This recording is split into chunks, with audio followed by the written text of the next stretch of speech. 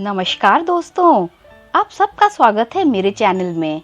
आज मैं आपको सुनाऊंगी ऋषि अगस्त और राजकुमारी लोपामुद्रा के विवाह की दिलचस्प कहानी। एक बार ऐसा हुआ कि ऋषि अगस्त स्वर्ग में दर्शन के लिए गए। स्वर्गलोक के रास्ते में उन्होंने लोगों के एक समूह को एक पेड़ से उल्टा लटका हुआ पाया। ऋषि अगस्त ने आश्चर्यचकित होकर उनकी इस दयनीय स्थिति का कारण पूछा। लोगों ने उत्तर दिया कि वे उनके पूर्वज थे और ऋषि अगस्त की वजह से ही उनका यह हाल हुआ था। ऋषि अगस्त आश्चर्यचकित हो गए।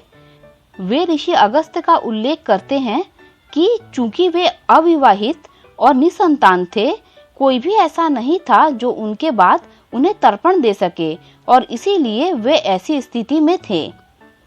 ऋषि अगस्त ने उनकी दुर्दशा के लिए पश्चाताप किया और अपने पूर्वजों को राहत देने के लिए शादी करने के लिए एक उपयुक्त लड़की खोजने का फैसला किया।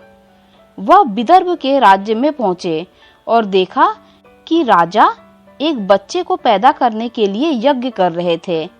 ऋषि अगस्त को पता था कि एक विवाहित पुरुष होने का भाग्य उनका नहीं था और उन्होंने राजा को आशीर्वाद दिया और एक बेटी का जन्म हुआ। उनका नाम लोपामुद्रा रखा गया और वह एक सुंदर और एक बौद्धिक राजकुमारी के रूप में विकसित हुई। जब लोपामुद्रा बड़ी हो गई, तब ऋषि अगस्त ने राजा से मुलाकात की और राजा से लोपामुद्रा का विवाह करने के लिए कहा।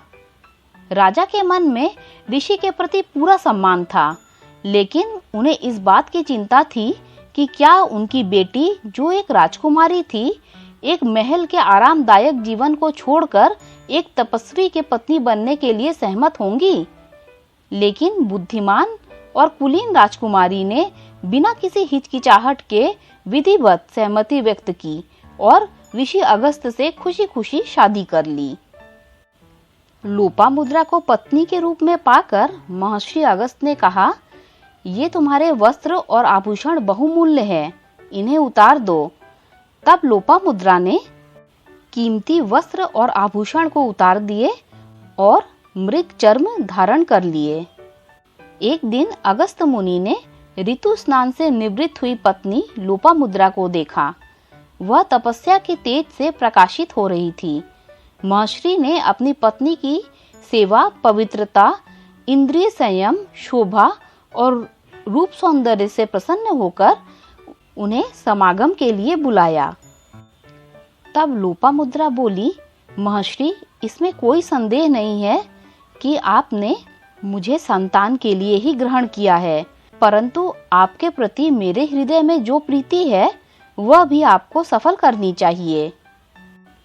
ब्राह्मण, मैं अपने पिता के घर में, उनके महल में जैसी शैया पर सोया करती थी, वैसी ही शैया पर आप मेरे साथ समागम करें।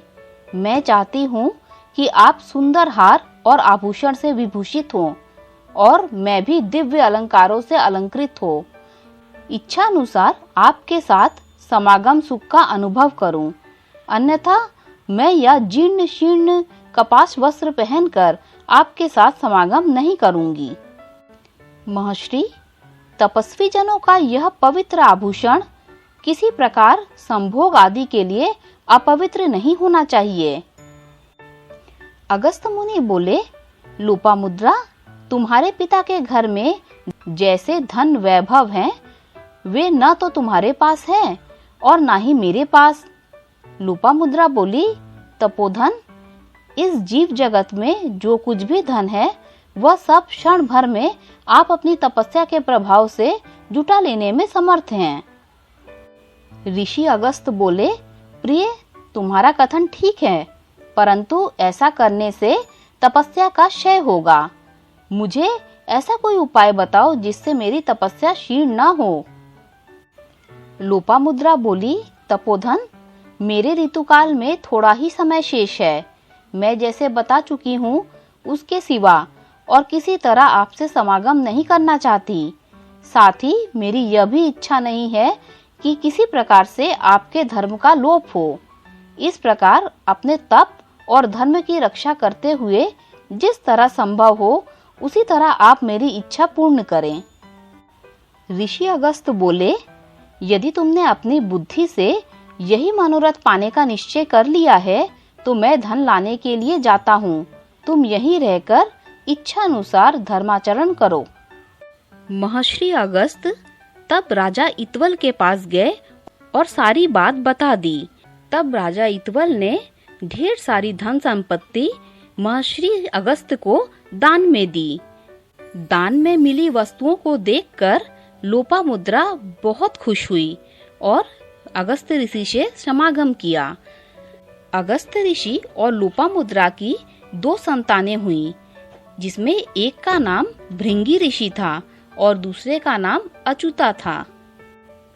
दोस्तों, अगर आपको अगस्त ऋषि और लोपामुद्रा के विवाह की ये कहानी अच्छी लगी हो तो लाइक कर दीजिए, मेरे चैनल को सब्सक्राइब कर दीजिए।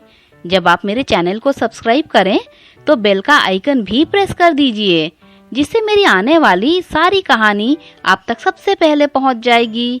Thanks for listening.